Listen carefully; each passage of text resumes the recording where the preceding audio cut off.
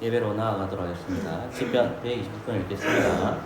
여호와께서 시온의 포로를 돌리실 때에 우리가 꿈꾸는 것 같았도다. 그때에 우리 위에는 웃음이 가득하고 우리 혀에는 찬양이 찼었도다. 열방 중에서 말하기를 여호와께서 저희를 위하여 대사를 행하셨다 하였도다. 여호와께서 우리를 위하여 대사를 행하셨으니 우리는 기쁘도다. 여호와여 우리의 포로로 남방 시내들 같이 돌리소서. 눈물로 흘리며 씨를 뿌리는 자는 기쁨으로 거두리로다. 울며 씨를 뿌리러 나가는 자는 정령 기쁨으로 그 단을 가지고 돌아오리로다. 아멘. 예배로 나오는 자들에게 주님께서 축복의 인사로 말씀하십니다. 골로새서 1장 2절입니다. 우리 아버지 하나님으로부터 은혜와 평강이 너희에게 있을지어다. 아멘. 찬송가 4장입니다. 3일차 하나님을 찬양합시다.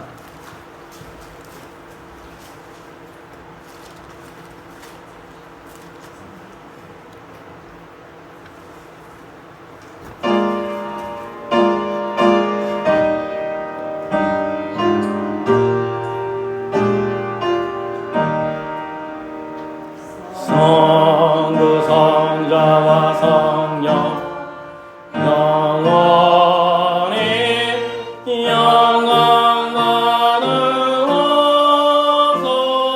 영광받으옵소서. 태초로 지금 과진 공인 영원 맹은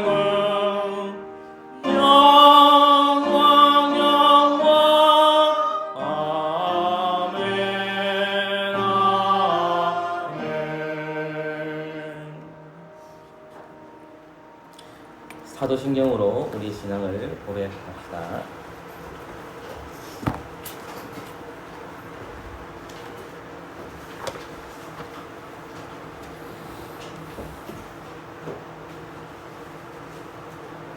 사도신경으로 고백하겠습니다. 나는 전능하신 하나님 아버지 천지의 창조주를 믿습니다. 나는 그분의 독생자 우리 주 예수 그리스도를 믿어오니 그분은 성령으로 잉태되어 동정녀 마리아에게서 나셨고 본디오 빌라도 시하에서 고난당하시고 십자가에 달리시고 죽으시고 장사되시고 엄부에 내려가셨으며 사흘 만에 죽은 자들로부터 부활하셨고 하늘에 오르셨고 전능하신 하나님 아버지의 우편에 앉아 계시는데 거기로부터 산 자들과 죽은 자들을 심판하러 오실 것입니다. 나는 성령을 믿습니다. 거룩한 공교회와 성도의 교제와 사제와 육의 부활과 영생을 믿습니다. 아멘. 언약의 말씀 신명기 5장 6절에서 21절까지입니다.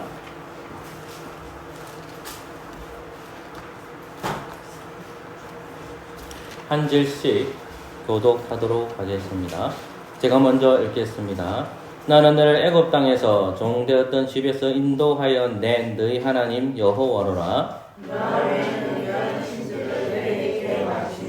너는 자기를 위하여 새긴 우상을 만들지 말고 이로 하늘에 있는 것이나 아래로 땅에 있는 것이나 땅 및 물속에 있는 것에 아무 형상이든지 만들지 말며 그것들에게 절하지 말며 그것들을 섬기지 말라. 나 여호와 너희 하나님은 질투하는 하나님이지. 나를 미워하는 자의 죄를 받되 아래로부터 아들에게로 상사에까지 이르게 하거니와. 나를 사랑하고 내 계명을 지키는 자에게는 천대까지 은혜를 베푸느니라. 너는 너희 하나님 여호와의 이름을 만민으로 일컫지 말라. 나 여호와는 나의 이름을 만민으로 일컫는 자를 지원을 주로 인지하게 하리라. 여호와 너희 하나님이 내게 명한 대로 안식일을 지켜 거룩하게 하라. 셋 동안 임서 내 모든 일을 행할 것이나 제7는 너희 하나님 여호와의 안식인즉 너나 내 아들이나 내 딸이나 내 남종이나 내 여종이나 내 소나 내 낙이나 내 모든 육축이나 내 문 안에 요하는 객이라도 아무 일도 하지 말고 내 남종이나 내 여종으로 너같이 안식하게 할지니라.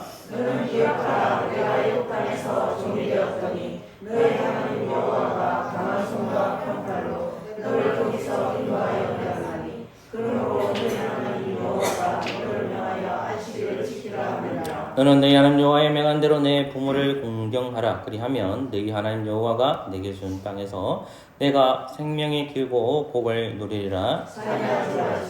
가늠하지도 말지니라. 내 이웃에 대하여 거짓 증거하지도 말지니라. 내 이웃의 아들을 당해주도 말지니라. 내 이웃의 집이나 그의 밭이나 그의 남종이나 그의 여종이나 그의 소나 그의 나귀나 물론 내 이웃의 소유를 당해주도 말지니라. 아멘. 자리에 앉으십시오. 삼위일체 하나님의 근거해서 또 십계명 우리가 서로 교독했습니다. 하나님 사랑, 이웃 사랑을 바른 삶을 살지 못했다면 이 예배 시간에 공적으로 그리스도 이름으로 회개하는 시간을 가지도록 하겠습니다. 함께 기도합시다.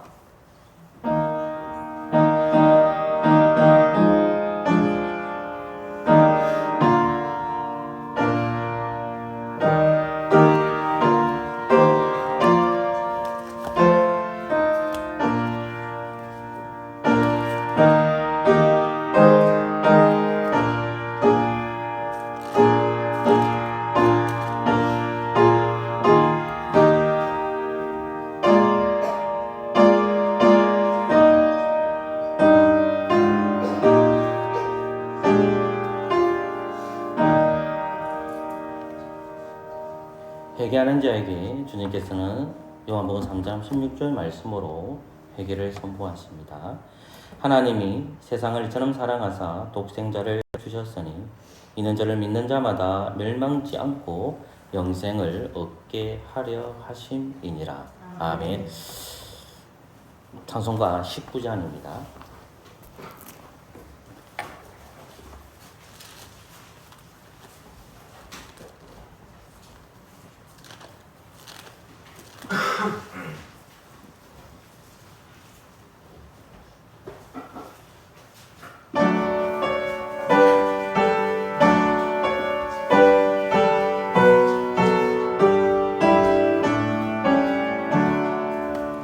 내 영혼아 찬양하라. 주님 앞에 엎드려 구속하신 은혜 높이 찬양하여라. 내 영혼아 찬양하라. 영원하신 하나님 환난 중에 성도를 구원하여 주셨네. 노하심은 번뇌하고 인자하심 넘치니 내 영혼아 찬양하라. 은혜로우신 하나님 우리 약속하시는 주 항상 지켜주시고 인자하신 그 손으로 보호하여 주시니 내 영혼아 찬양하라. 자비하신 하나님 천사들아 우리 함께 주께 찬양 드리세. 해와 달과 모든 만물 주께 경배하나니 내 영혼아 찬양하라. 영광의 주 하나님.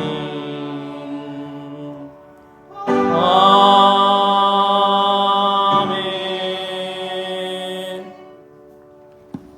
오늘 말씀은 마태복음입니다. 마태복음 21장 41절에서 46절까지입니다. 마태복음 21장 41절에서 46절 말씀입니다. 제가 하나의 말씀 읽어드리겠습니다. 제가 말하되 이 악한 자들을 진멸하고 포도원은 그때에 실과를 바칠 만한 다른 농부들에게 세를 줄지니이다. 예수께서 가라사대 너희가 성경에서 건축자들의 버린 돌이 모퉁이의 머릿돌이 되었나니 이것은 주로 말미암아 된 것이요 우리 눈에 기이하도다 함을 읽어본 일이 없느냐. 그러므로 내가 너희에게 이르노니 하나님의 나라를 너희는 빼앗기고 그 나라의 열매 맺는 백성이 받으리라. 이 돌 위에 떨어지는 자는 깨어지겠고 이 돌이 사람 위에 떨어지면 저를 가루로 만들어 흩으리라 하시니 대제사장들과 바리새인들이 예수님의 비유를 듣고 자기들을 가리켜 말씀하신 줄 알고 찾고자 하나 우리를 무서워하니 이는 저희가 예수를 선지자로 알미었더라. 아멘. 기도합시다. 하나님 감사합니다. 성령께서 역사해 주셔서 오늘 말씀이 송이꿀처럼 달도록 역사하여 주시옵소서. 예수 그리스도의 이름으로 기도합니다. 아멘. 오늘 말씀은 42절부터 46절 말씀을 살펴보려고 합니다. 예수님의 비유는 두 번째 지금 비유입니다. 두 번째 비유는 포도원에 있는 농부들의 비유입니다. 농부들에 관한 내용은 33절부터 40절까지 언급되고 있습니다. 그리고 41절에는 대제사장들과 장로들이 예수님의 질문에 답변을 하고 그 답변에 이어서 주님께서 42절부터 44절까지의 내용은 예수님께 또다시 비유로 말씀하시는 내용입니다. 그리고 그 답변에 그들이 이해한 내용들이 45절과 46절입니다. 특별히 우리는 42절과 43절과 44절 말씀을 잘 해석해서 우리가 그 말씀을 잘 받아 먹으시기를 소망합니다. 먼저 우리는 비유에 대한 해석을 해야 됩니다. 마태는 성령 영감으로 이 말씀을 기록했기 때문에 이 비유의 내용은 기록하고 있지만 예수님께서 이 비유의 내용에 대한 설명은 자세하게 마태가 기록하고 있지는 않습니다. 그러나 우리는 33절부터 40절까지의 말씀의 비유가 누구누구를 상징하고 누구누구를 비유하는지를 문맥을 통해서 확인을 해야 합니다. 먼저 33절부터 40절까지 내용에서 포도원이 나옵니다. 그리고 포도원에 주인이 나오고요. 그리고 주인이 그 포도나무들을 심었기 때문에 망대를 짓고 많이 투자를 하게 되죠. 그래서 혼자 살 수 없기 때문에 세를 받습니다. 이만큼 일을 하면 이만큼 너희들을 이렇게 해라. 그래서 그 세가 뭐냐면 돈을 받는 것이 아니라 실과를 받습니다. 실과, 열매를 받는다는 말입니다. 그리고 그 농부들이 이제 하나님 그 주인이 때가 되었을 때에 실과를 바쳐야 됩니다. 그 실과의 때가 되었을 때에 주인이 누구를 보내냐면 종들을 보냅니다. 그리고 마지막에 보낸 것이 아들을 보내죠. 자, 그러면 이 주인은 누구냐? 우리 쉽게 알죠. 그것은 성부 하나님을 가리킵니다.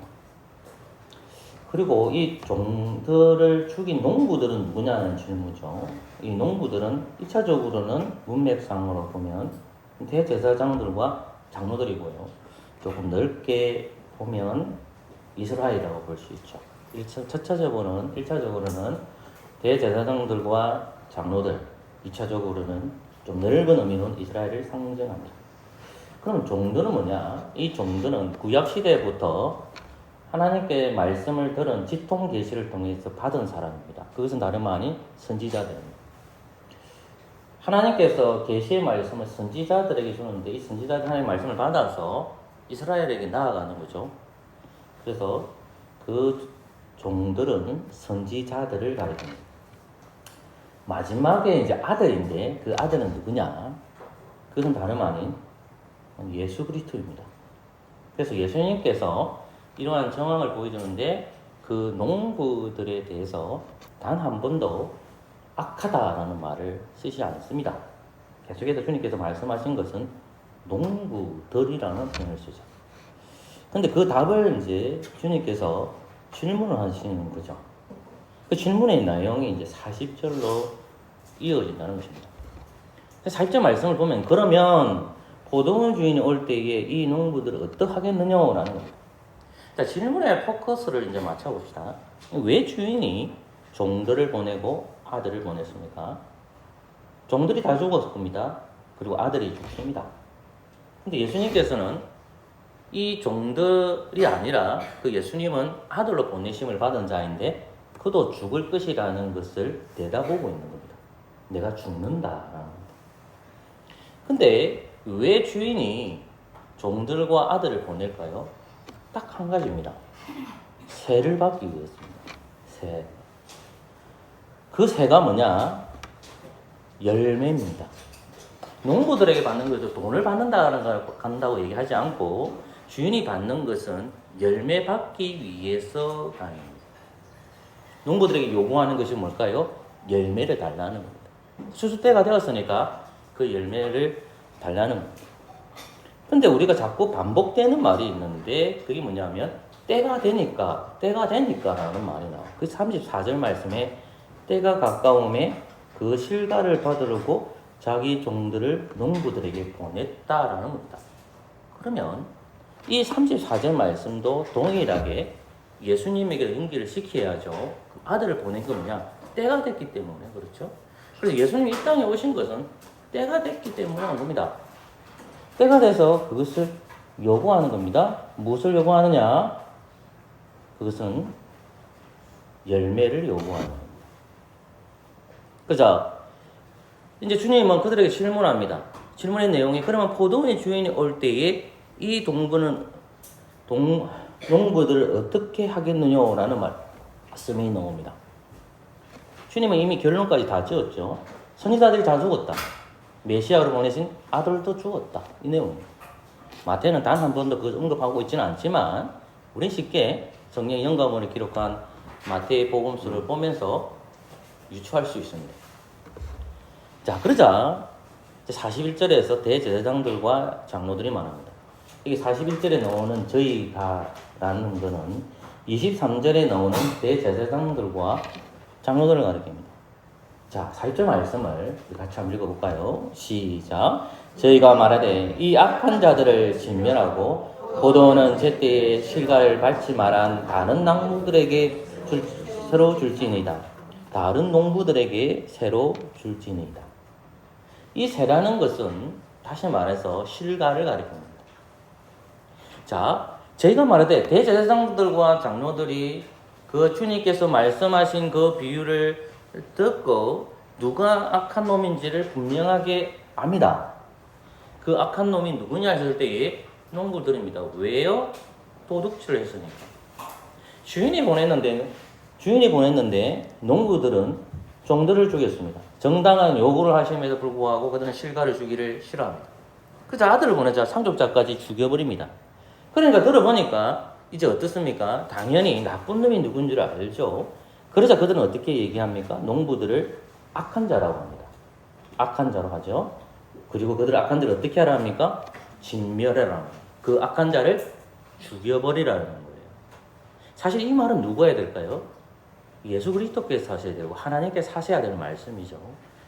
진멸을 더 나아가서 어떤 말들을 할까요? 농부들에게 주라는 거예요. 어떤 농부들입니까? 원래 있던 농부들이 아닙니다. 다른 농부들에게 새로 줄지니라도 되어 있습니다. 대제사장들과 장로들은 정확한 말을 했습니다. 자, 그러자 이제 주님께서는 이제 42절 이어지는 겁니다. 42절과 43절과 44절이 오늘 우리가 먹어야 될 말씀입니다. 자, 42절 말씀 같이 읽을까요? 시작. 예수께서 가라사대 너희가 성궁의 건축자들의 버린 돌이 모퉁이의 머릿돌이 되었나니 이것은 주로 말미암아 된 것이요 우리 눈에 기이하도다 함을 읽어본 일이 없느냐. 아멘. 예수님께서는 마태복음 21장 42절에서 갑자기 뭘 얘기하냐면 돌들을 얘기합니다. 근데 이 돌에 대한 말씀은 시편의 말씀을 인용한 겁니다. 시편 어디냐? 118편입니다. 그 118편에 나오는 22절을 주님이 읽어줍니다. 118편 22절 말씀인데 주님은 이렇게 말씀하시죠. 42절 예수께서 가라사대 너희가 성경에 건축자의 버린 돌들을 쭉 하면서 뒷부분에 우리 눈에 기이하도다 함을 읽어본 일이 없느냐. 이 말은 시편 118편 22절과 23절을 얘기하는 거죠. 야, 너희들 대제사장들과 장로들이잖아. 너희들 레위지파 사람들이잖아. 너희들 성전에서 무엇을 가르치니? 하나님의 말씀을 가르치는 자들이었잖아. 그러면 시편을 보았을 때에 너희들 읽어본 적이 없느냐? 시편 118편 22절 건축자들의 버린 돌이 집 모퉁이의 머릿돌이 되었나니. 23절 이는 여호와의 행하신 것이요 우리 눈에 기이한 바로다. 주님은 이 시편 118편의 저자가 누구인지 정확하게 모릅니다. 그냥 대부분의 학자들은 추론합니다. 누굴 추론할까요? 다윗입니다. 다윗. 그래서 저도 동일하게 다윗의 입장에서 이 말씀을 해석하려고 합니다. 하나님께서는 사울의 대적, 다윗의 대적이 있었는데 우리는 수요일날에 참석하시는 분들은 대부분 아시지 않습니까? 사울의 대적은 두 부류로 되어져 있고 크게는 세 부류로 되어지지만 저는 항상 두 부류로 나눕니다. 그것은 다윗이 기름을 받았을 때 아직 왕으로 등극하지 않았을 때는 사울과 그의 무리들이 다윗을 왕으로 인정하지 않습니다. 그러나 사무엘하 5장에 가면 다윗이 드디어 왕이 되었을 때에 반역을 일으키는 가장 큰 무리가 압살롬과 그의 무리입니다. 그러면 이 말씀을 시편 118편에서 다윗으로 추정하자면 이 말씀이 22절에서 건축자들의 버린 돌이 집 모퉁이의 머릿돌이 되나라는 것은 1차적으로는 누구를 가리키냐면 다름 아닌 예수 그리스도를 가리킵니다. 사울과 그의 무리와 압살롬과 그의 무리는 다윗을 왕으로 영접하지 않는다는 것은 건축자의 버린 돌을 본다는 말입니다. 하나님께서는 그를 모퉁이 돌로 삼으셨다는 말입니다. 여러분 모퉁이 돌이라는 것이 뭡니까? 건축을 공부하시는 분들은 이 모퉁이들이 엄청나게 중요하다는 것을 알 것입니다. 여러분 건물을 짓게 되면 다 사라져도요 이 모퉁이 돌은 거의 남아있어요. 왜냐하면 만약에 연기를 시킬 때에 요 모퉁이 돌이 없으면 머릿돌이 없으면 이쪽을 꺾는 것과 이쪽을 꺾는 게 있단 말이에요. 오른쪽 왼쪽 꺾고 있으면 그것을 연결시켜주는 것이 머릿돌의 역할이에요. 그러니까 이 머릿돌이 없으면 건축자들이 작업을 할 수가 없다는 거예요. 그만큼 중요한 머릿돌이 된다는 거예요. 근데 지금 다윗이 그 머리 역할을 해야 되는데 사울과 그의 무리, 압살롬과 그의 무리들은 다윗을 모퉁이 돌로 영접하지 않고 버린 돌로 취급한다는 겁니다. 이것이 다윗이 시편 118편에서 고백한 내용입니다. 근데 예수님께서 이 다윗이 고백한 이 시편 118편 22절과 23절을 이야기하는 거예요. 그러면 사울과 그의 무리가 누구냐? 압살롬과 그의 무리가 누구냐? 지금 대제사장들과 장로들이 너희들이 내가 모퉁이 머릿돌로 왔는데 너희는 나를 뭘로 만들고 있니? 내가 지금 교회를 세워놔야 된다는 거예요. 하나님께서 세우시는 그 반석으로 오셨단 말입니다. 기초돌이 돼야 된단 말입니다. 내가 이 땅에 와서 너희들을 세워놔야 되는데 이 말을 하고 있는데 그들은 버린 돌로 취급한다는 거죠. 예수님을 구주로 영접하지 않는다는 거예요.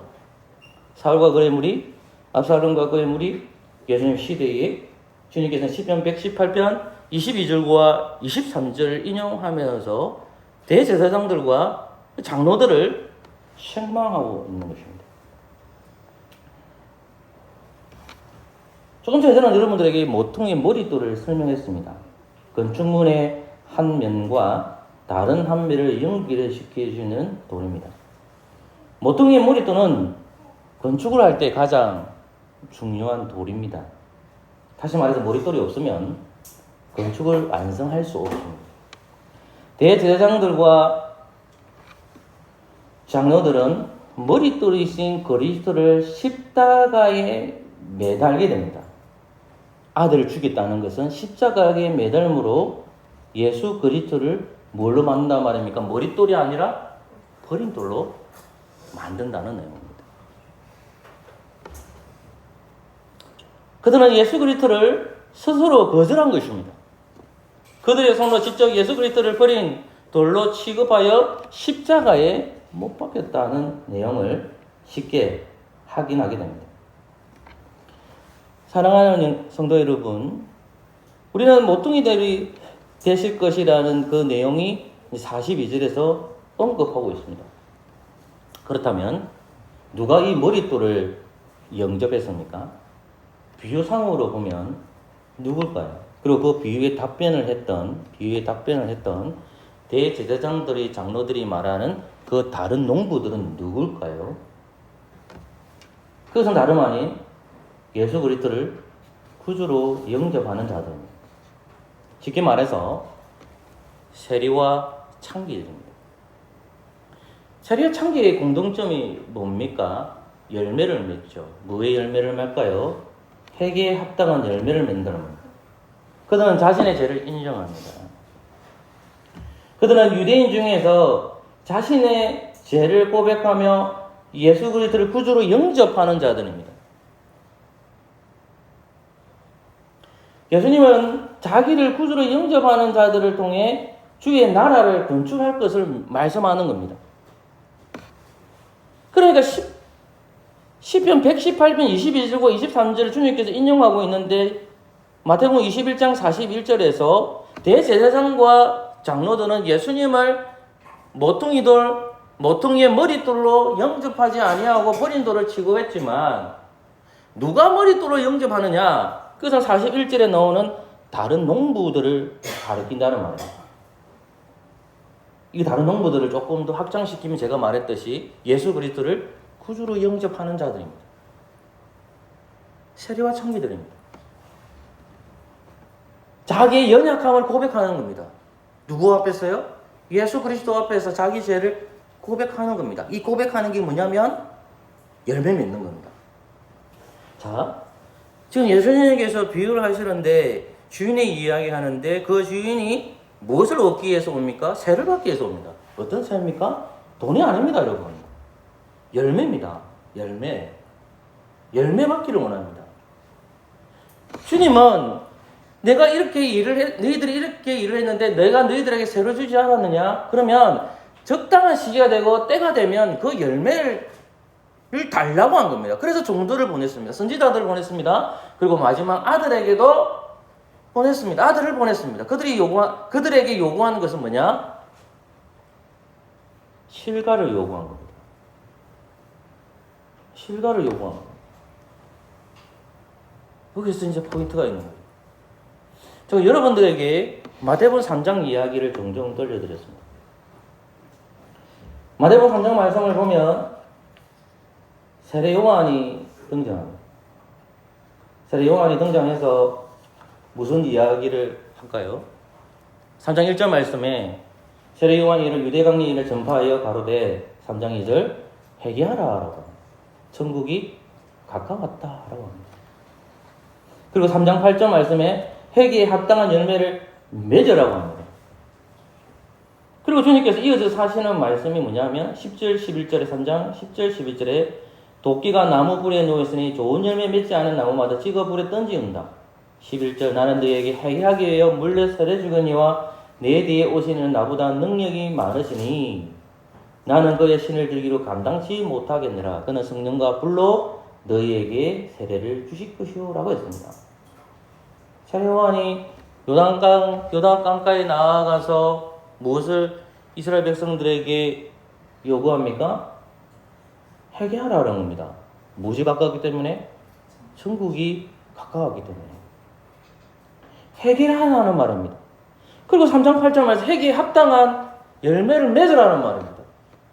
그러면 끊임없이 세례 요한이 요구하는 것이 뭐냐면 그들을 향해서 설교도 하고 그들을 향해서 자복하는 자에게 요단강에서 세례를 베푼다고 합니다. 예수님께서 이 땅에 오셔가지고 대제사장들에게 지금 요구하는 것이 뭐냐면 그 비유를 통해서 요구하는 것이 뭡니까? 두 아들의 비유를 지나서 이제 포도원 농부들의 비유를 언급하고 있는 겁니다. 두 아들의 비유에서의 첫째 아들은 무엇을 하지 않습니까? 해결하지 않습니다. 둘째 아들은 무엇을 합니까? 회개합니다. 이제 주님께서 한 번 더 얘기하십니다. 포도원 농부라고 얘기합니다. 두 아들의 비유에서도 첫째 아들, 둘째 아들, 악한 아들, 나쁜 아들 이렇게 얘기하던가요? 안 나와요. 그냥 아들이에요. 근데 여러분 문맥에서 두 아들의 비유에서 누가 나쁜 놈이고 누가 착한 놈인지를 알잖아요. 누가 하나님의 말씀을 통해서 회개에 합당한 열매를 맺었는지를 알잖아요. 포도원 농부들의 비유에서 동일하게 그렇다는 말씀입니다. 포도원 농부들 비유에서 그 농부들에게 요구하는 것은 열매입니다. 그게 혜택에 합당한 열매입니다. 주님의 하나님께서는 이제 적당한 시기가 되자 때가 되자 종들을 보냈습니다. 죽여버립니다. 또 종들을 보냈습니다. 죽여버립니다. 그리고 아들을 보냅니다. 곧 있으면 십자가의 처형이 있으면 매달릴 겁니다. 누가 십자가에 매달립니까? 대제사장들과 장로들이 거짓을 만들어서 예수 그리스도를 십자가에 매달아 버립니다. 그래서 이스라엘 백성들이 무엇을 항해합니까? 저주하지 않습니까? 그들은 무엇을 하지 않습니까? 회개하지 않습니다. 주님께서 이 땅에 오신 것이 뭐냐? 회개하기 위해서 온 겁니다. 그러면 주님께서 이 땅에 오셔서 대제사장들과 장로들에게 적극적으로 회개하라고 했습니까? 아니죠. 예수님은 공생의 3년 동안에 끊임없이 예루살렘을 들락날락거리십니다. 특히 오늘 본문 말씀에 있어서 마태복음 21장의 말씀을 보시면 마태복음 21장에서 예수님께서 끊임없이 그들에게 요구하는 것이 뭡니까? 예수님은 성전에 들어갔습니다. 성전에 들어가서 어떻게 합니까? 그들에게 회개에 합당한 열매를 맺기 위해서 성전 청결 사건을 벌입니다. 그리고 소경과 전원자들을 고칩니다. 그리고 예수님께서는 무화과 나무를 열매 맺지 못한 나무를 저주해 버립니다. 그리고 또 뭐 하십니까? 주님께서는 다시 성전에 가셔서 가르치십니다. 무엇을요? 말씀을 가르칩니다. 왜 그럴까요? 근데 대제사장들과 장로들이 와서 무엇을 얘기합니까? 네 건세는 어디서 왔느냐는 겁니다. 네 건세는 누가 줬냐는 그런 것입니다. 주님은 끊임없이 그들에게 무엇을 요구한 겁니까? 하나님 아버지께서 보내셨잖아요. 선지자들을 보냈습니다. 이전에 있는 구약의 백성들이 이스라엘 백성들이 선지자들을 죽인 것처럼 이제 마지막 아들이신 예수 그리스도께서 하나님 아버지께서 정하신 때가 되자 주님을 보내셨습니다. 약속의 땅인 이스라엘에게 보냈습니다. 자기 땅에 보냈습니다. 그러면 자기 땅의 백성에게 무엇을 주님이 외쳐야 됩니까? 복음을 외쳐야 됩니다. 내가 그 메시아다. 회개에 합당한 열매를 맺으라는 겁니다. 근데 그들은 여전히 주님께서 그렇게 선포하고 이적을 보여주시고 말씀을 가르쳐 주셨지만은 대제사장들과 장로들은 어땠습니까? 우리는 45절 말씀에서 대제사장들이라는 말과 바리새인들의 말을 통해서 확인합니다. 물론 장로들이라는 말은 한 건 없지만 동일할 것입니다. 대제사장들과 장로들과 바리새인들이 끊임없이 하나님의 말씀을 듣고 하나님의 이적을 마지막 아들이신 하나님 아버지께서 보내신 그들에게 외쳤습니다. 아버지는 아들에게 복음의 메시지를 주셔서 무엇을 요구하는 겁니까? 그곳에 가서 세를 요구합니다. 그것이 뭡니까? 회개입니다. 회개. 세리와 창기들은 자신의 죄에서 돌이킵니다. 그 주님의 말씀을 듣고 자기가 죄인이라는 것을 깨달아 알게 됩니다. 대제사장들과 장로들은 배울 만큼 배우고 학식이 있고 지적인 능력이 있고 똑똑합니다.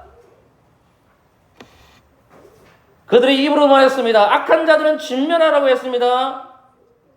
그리고 포도원은 제때의 실계를 바칠 만한 다른 농부들에게 주라 했습니다. 회개에 합당한 열매를 맺는 그 사람들에게 주라고 자신의 입으로 얘기하게 해버렸습니다. 그들은 정답을 얘기했습니다. 그들이 들리시는 귀가 없습니까? 그래서 주님께서는 이제 돌로 비유합니다. 나는 돌로 왔다. 왜 돌로 왔느냐? 반석이시기 때문에 이 땅에 반석을 세우기 위해서 내가 왔는데 그 반석을 버린 놈들이 대제사장들이고 장로들이고 이스라엘이었다는 것입니다. 주님께서는 구약의 본문을 얘기합니다. 구약을 잘 아는 대제사장들과 장로들에게 너희들 시편 118편 22절과 23절을 읽어본 적이 없느냐라는 질문을 합니다. 주님이 무엇을 갖다 대었습니까? 주님이 그들에게 무엇을 갖다 불었습니까? 말씀을 불었습니다. 말씀을 그들에게 집어넣었습니다. 말씀은 역사하게 됩니다. 그러나 그들은 여전히 회개하지 않습니다. 그리고 그 머릿돌로 받는 자들이 누구냐? 나를 구주로 영접하는 자들이다. 세리와 창기들이고 이방인들을 가리킵니다. 그리고 나서 주님께서 여기서 멈추지 않고 이제 43절로 이어집니다. 그러므로 내가 너희에게 이르니 하나님의 나라를 너희는 빼앗기고 그 나라의 열매 맺는 백성이 받으리라 되어 있습니다. 여러분 여러분 예수님께서 포도원 농부의 비유에서 제가 가장 핵심적인 구절이 34절이라고 하지 않았습니까? 실과의 때가 가까움에 그 실과를 받으려고 자기 종들을 농부들에게 보내니 되어 있습니다. 그런데 주님께서는 이 답변을 어디서 또 하고 있느냐? 43절에서 하고 있습니다. 내가 너희에게 이르니 하나님 나라를 너희는 빼앗긴다는 겁니다. 너희는 메시아를 죽일 것이다.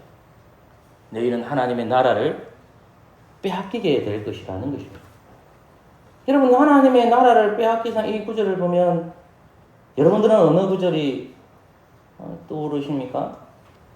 저는 이 하나님의 나라를 빼앗기라는 이 말씀을 보면 그 구절이 떠오릅니다. 그것은 출애굽기 19장입니다.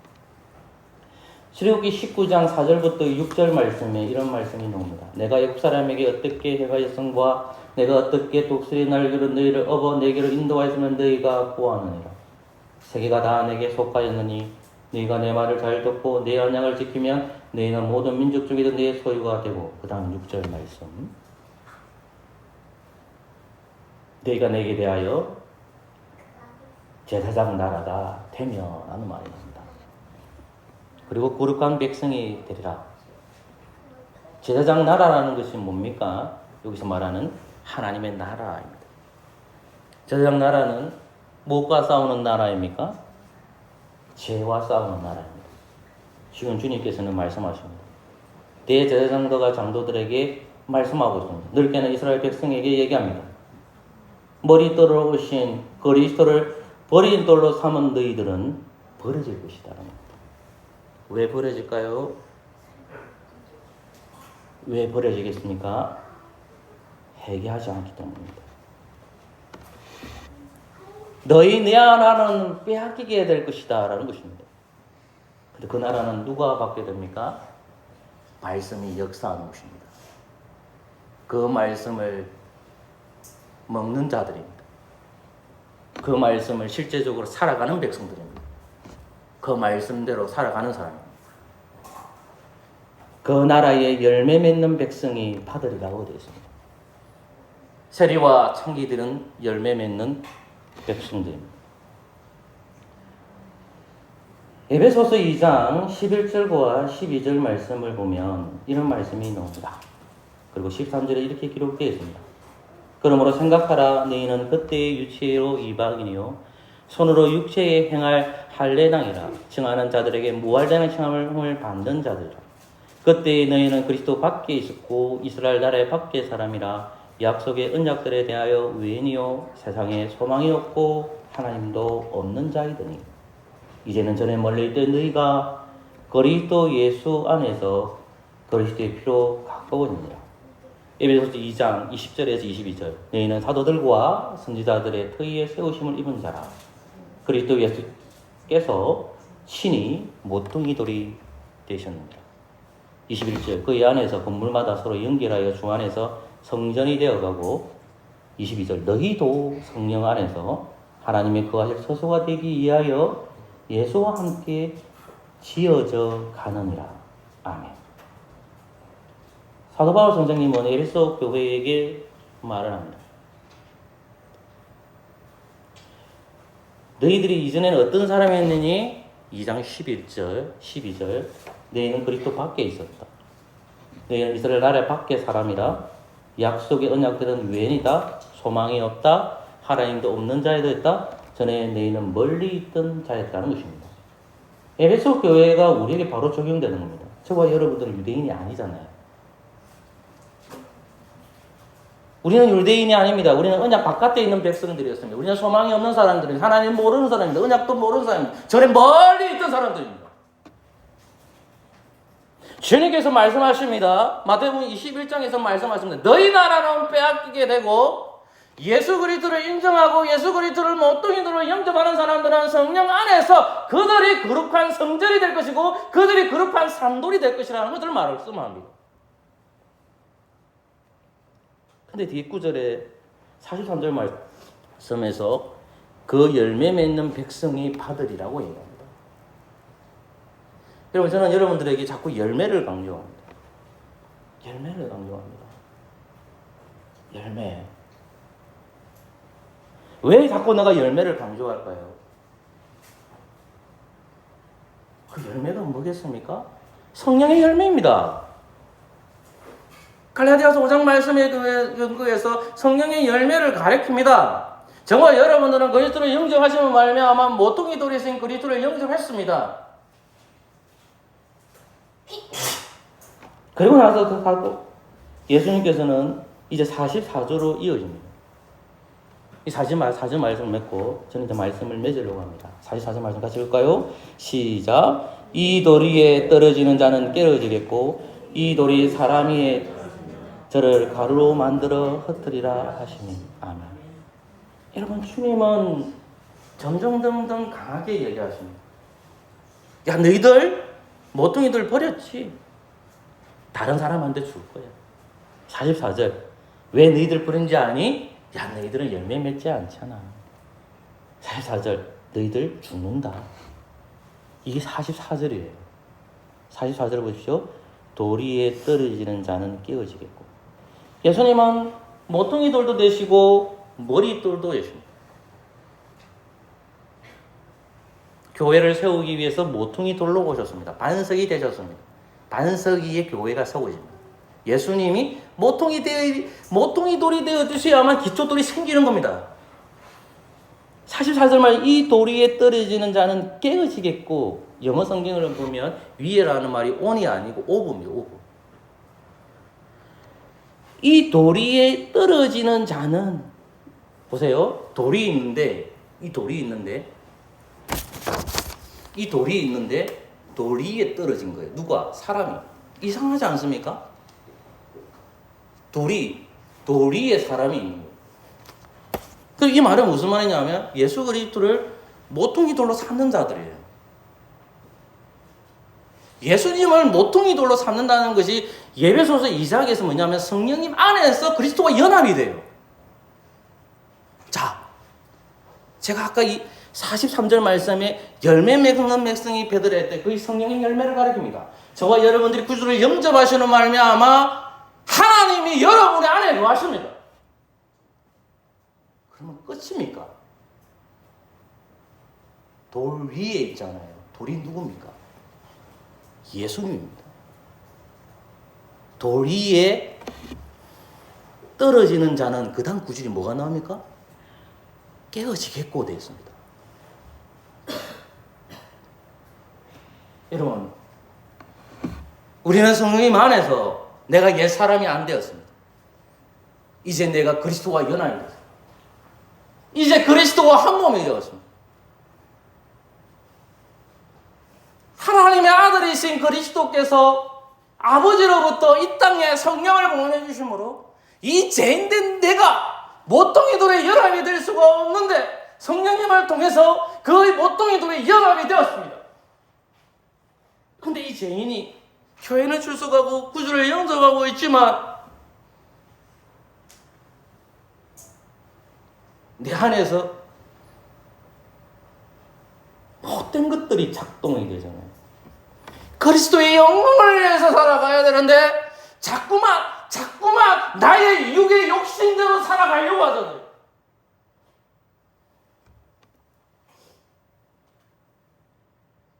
우리 아이들이 이것을 빨리 깨달아야 돼요. 이것을 빨리 깨달아야만 나는 나이가 50쯤 돼서 이거를 진짜 깨닫습니다.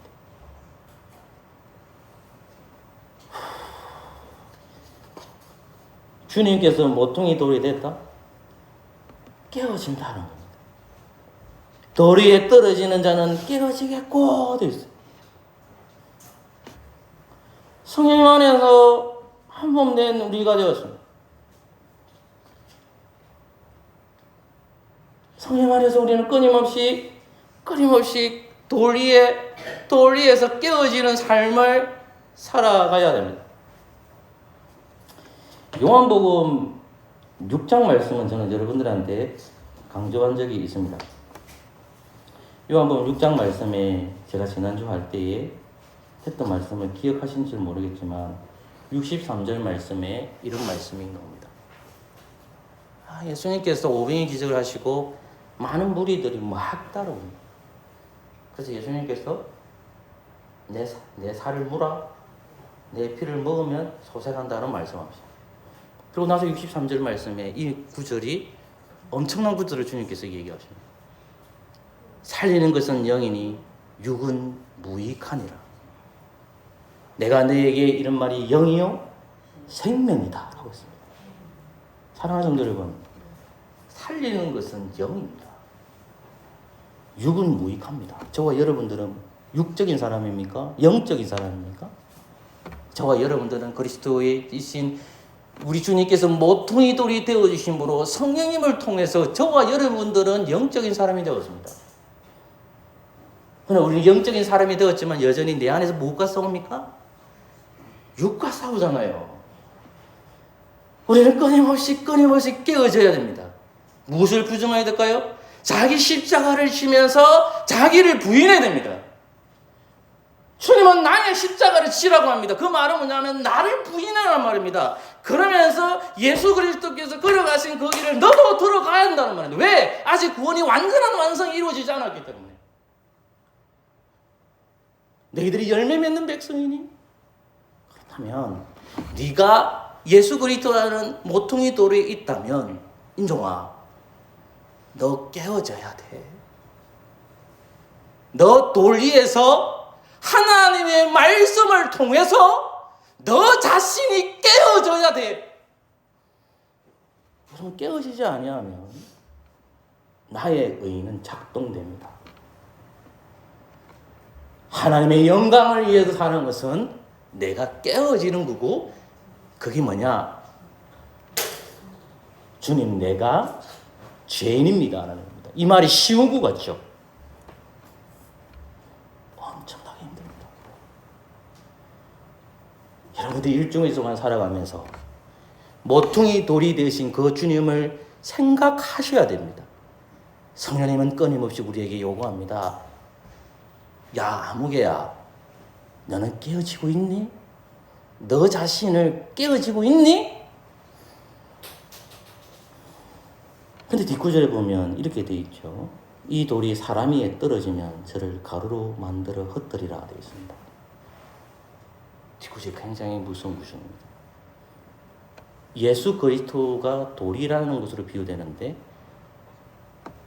돌이 떨어졌는데 어떤 사람은 돌 위에 있지만 어떤 사람은 그 말씀을 영접하지 않고 받아들이지 않으니까 어떻게 될 거예요? 비유를 돌이 사람 위에 떨어진다는 말입니다. 그 사람은 어떻게 될까요? 죽는다라는 겁니다. 여러분, 이것은 비유의 말씀입니다.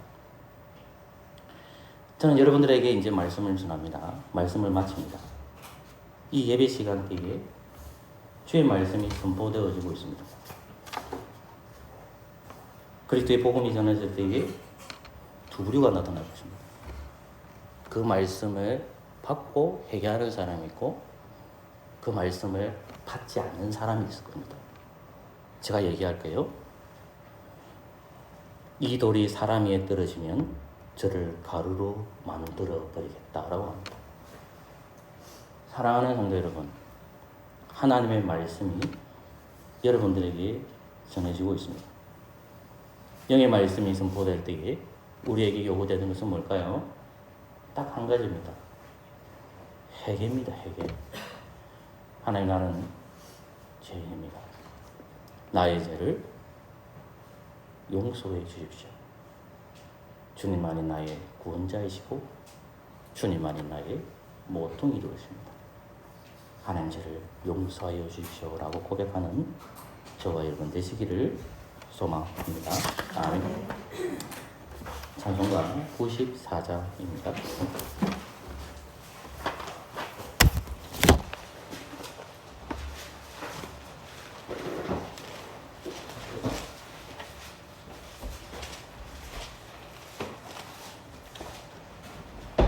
찬송가 94장입니다.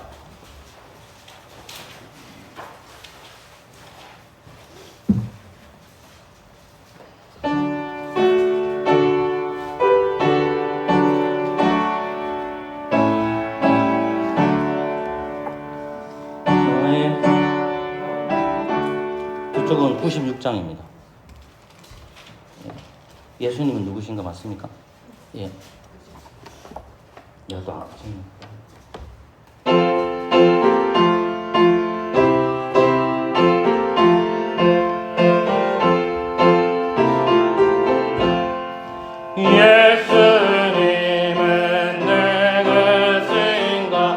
예수님은 누구신가 외는 자의 이로와 없는 자의 목소리며 선한 자의 높은 것 잡힌 자의 노인대로 우리 이끌 대신에 예수님은 누구시나 약한 자의 강함과 누구자의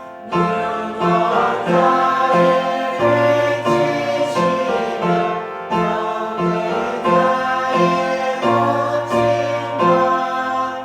병든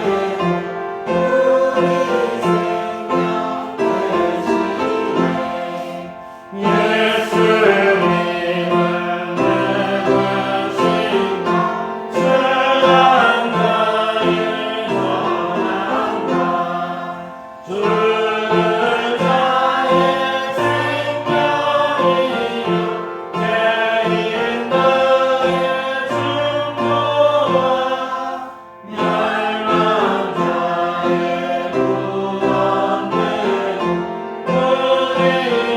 구원되고 우리 명하네 예수님은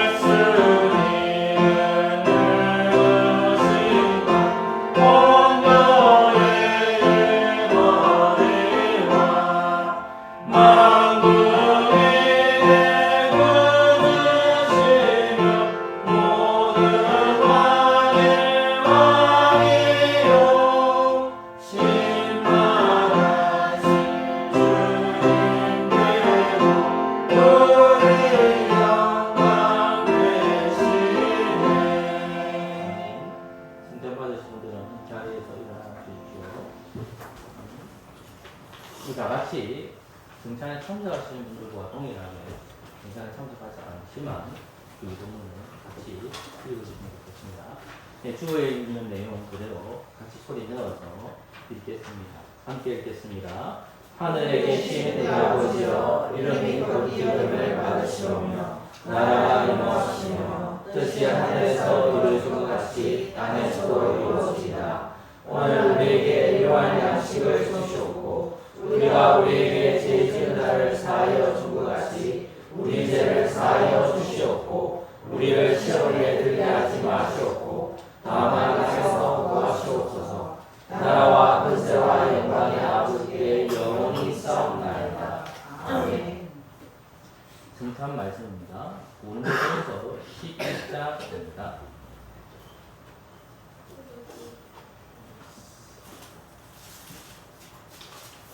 8절 말씀을 제가 읽겠습니다.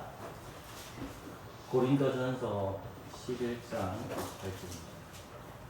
사람이 자기를 살피고 그 후에 이 떡을 먹고 이 잔을 마실지니 아멘. 승찬에 참석하는 사람들은 단단한 식물을 먹는 사람으로서 예수 그리스도를 우리 구주로 영접하고 또 삼위일체 하나님을 믿는 사람. 그러면 당연히 승찬에 대한 아는 지식도 있어야 됩니다.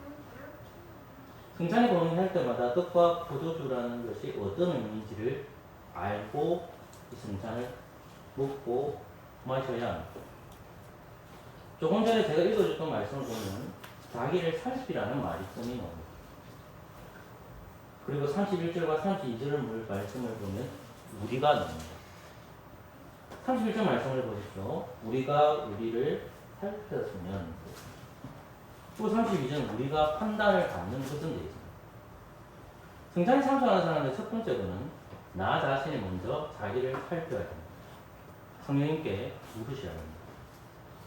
하나님의 말씀을 공부해서 승찬에 대한 것이 말씀을 통해서 주어지는데 그 교리에 대한 정보와 말씀에 대한 이해가 있어야만 내가 승찬에 참석할 수 있는지 승찬에 참석할 수 없는지를 말씀을 통해서 성령님의 음성을 들어야 됩니다. 첫 번째는 자기를 살펴야 됩니다. 왜요? 이 승찬은 그리스도의 뜻과 그리스도의 피이지만 예수님의 몸과 예수님의 피이기 때문에 그렇습니다. 그리고 누가 더 살펴야 될까요? 이렇게 31절과 32절을 보시면 우리가 되어 있습니다.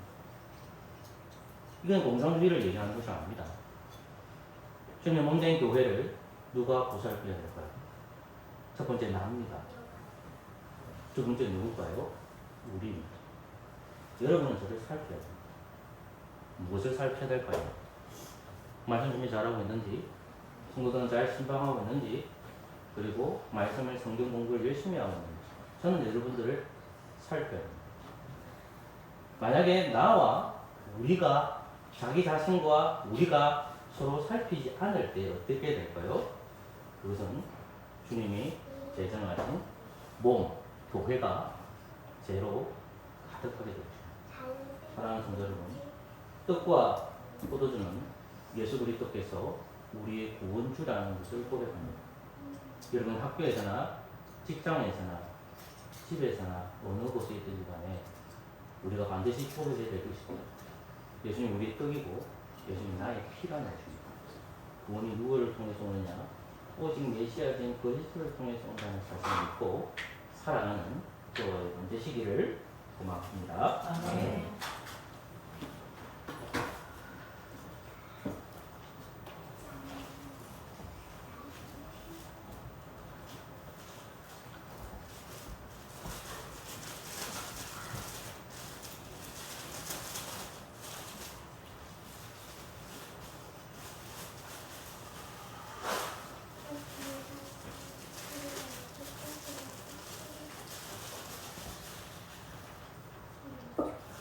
보실까요?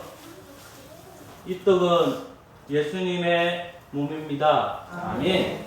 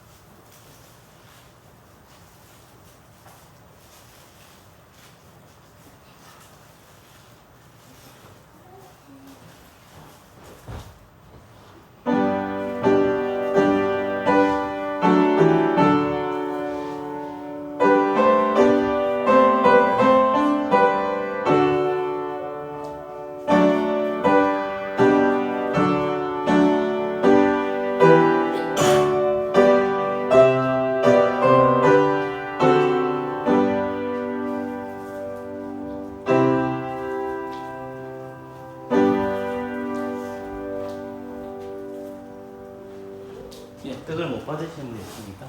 기도하겠습니다. 잔떡에 참여합니다. 예수 그리스도 이름으로 기도합니다. 아멘.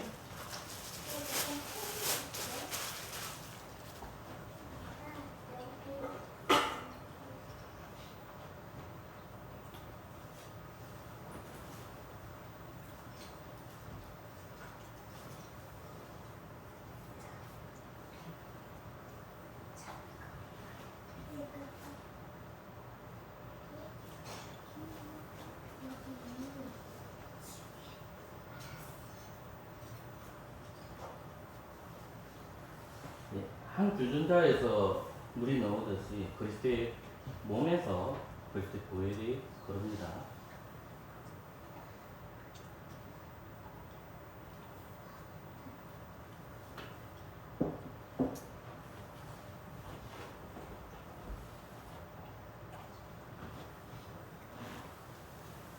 이 포도주는 예수님의 피입니다. 아멘.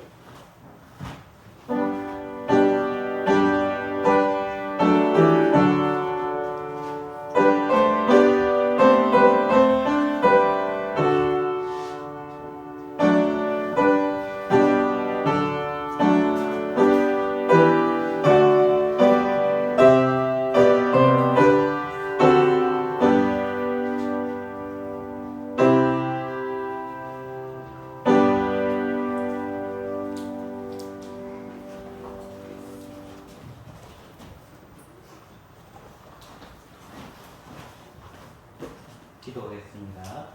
뜻에 참여한 저희들이 그리스도의 보혈에 참여합니다. 몸된 성도로 살아가게 해주시고 주님의 보혈을 기억하며 살아가는 저희들 되게 하여 주옵소서. 예수님의 이름으로 기도합니다. 아멘.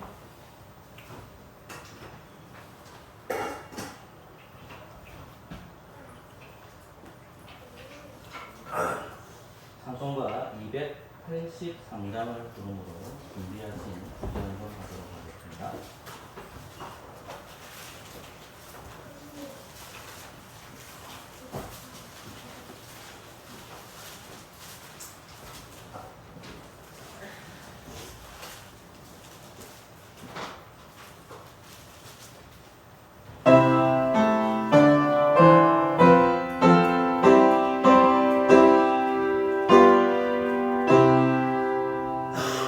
주 앞에서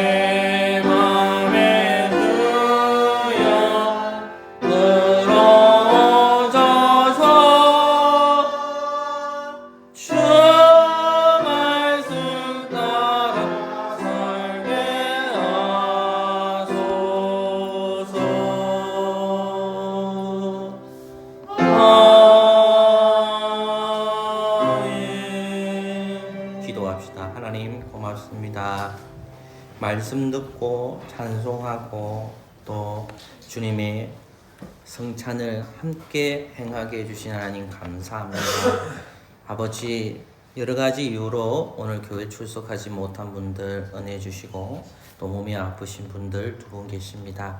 하나님 찾아가셔서 위로하여 주시고 속히 회복될 수 있도록 은혜 내려 주시옵소서. 저희 교회가 하나님 말씀대로 살아가는 교회가 되어지기를 소망합니다. 말씀을 잘 이해하고 잘 받아 먹어서 이 말씀이 우리 안에 역사되게 하여 주시고 말씀대로 살아가는 주의 성도 되게 하여 주옵소서. 학생은 학생으로서 또 직장인은 직장인으로서 또 주부는 주부로서 제각기 다른 일터에서 저희들 살아가고 있지만 동일한 하나님께 주신 그 생명의 소생하는 말씀을 기억하며 반석이시고 산돌이시고 모퉁이돌이신 그리스도를 기억하며 죄와 연합하지 아니하고 승리하는 성도 되게 하여 주시옵소서.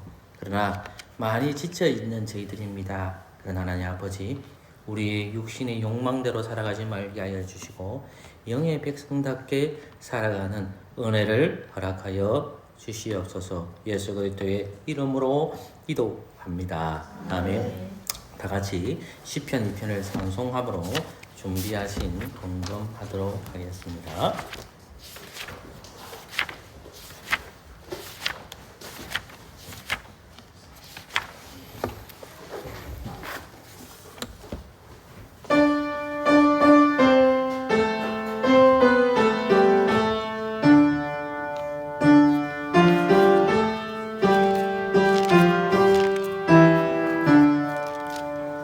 어찌에 이방 나라 그들이 빈군을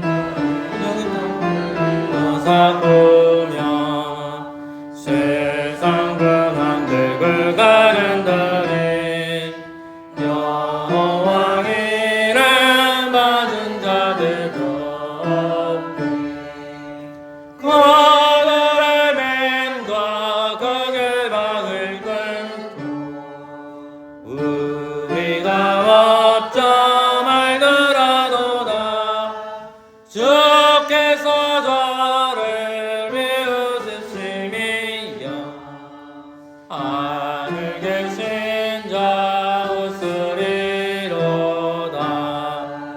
그때의 눈과 진노 바라사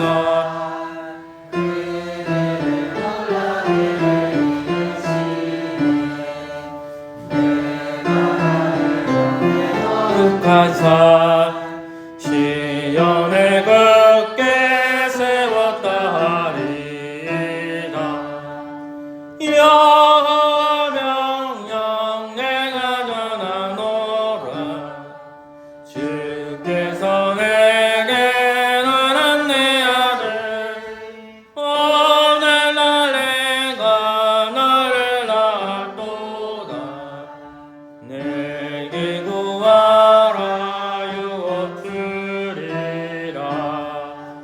그들을 철장으로 깨뜨려 지그릇 같이 부수리라 하네 권능들이 여지에 얻으며 재판관들아 교훈 받을지라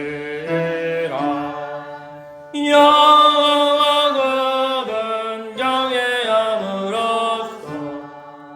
섬기고 떨며 즐거워하라 하늘에게 입을 맞추어라 주께 비하라 복이 있도다. 아멘. 기도합시다. 하나님, 예배 안에 헌금의 시간이 있는데 아버지 하나님, 가난한 자나 부한 자나 하나님께서 은혜 주셔서 세상에 나아가서 궁핍하지 않기를 소망합니다. 먼저 우리가 이 헌금에 늘 가난한 자를 생각하는 마음이 있게 하여 주시고 하나님 앞에 나의 재물을 아까워하지 않도록 하나님 역사하여 주시옵소서. 우리의 욕심이 작동이 되면 헌금을 하기 싫을 때가 있습니다. 그런 하나님 아버지, 가난한 영혼을 생각하고 주님께서 말씀하신 대로 이 헌금에 대해서 늘 하나님을 찬송하고 하나님께 영광 돌리는 삶이 되게 하여 주시고, 물질에 있어서 하나님께 영광 돌리는 삶을 살아갈 수 있도록 은혜 베풀어 주시옵소서. 말은 하지 못하지만 경제적으로 어려움을 당하는 성도님들 계십니다. 하나님 찾아가셔서 일용할 양식으로 채워 주시옵소서. 예수 그리스도의 이름으로 기도합니다. 아멘. 우리 다 같이 주님 다시 오실 때까지 찬양하도록 하겠습니다.